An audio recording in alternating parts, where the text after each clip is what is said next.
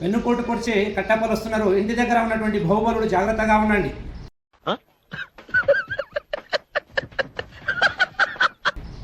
వీళ్ళే మా కట్టప్పలు. సెలవు దినాలలో పిల్లలందరూ సరదాగా ఆనందంగా గడపండి, నలుగురికి సహాయంగా కూడా ఉండండి. దానితో పాటుగా సెలవులను సద్వినియోగం చేసుకోండి. చిన్న చిన్న పనులు ఏదైనా కొత్త వాటిని కూడా నేర్చుకోండి. ఇల్లు తుడవడం, అంటూ తోమడం, పరిసరాలు పరిశుభ్రంగా ఉంచుకోవడం, బట్టలు ఉతకడం, తోట పని చేయడం, నీటిని పట్టడం, వివిధ రకాలైనటువంటి పనులు చేస్తూనే నలుగురికి సహాయంగా ఉంటూనే ప్రాథమిక అక్షర జ్ఞానమైనటువంటి అంకెలు అక్షరాలపైన పట్టు సాధించాలి.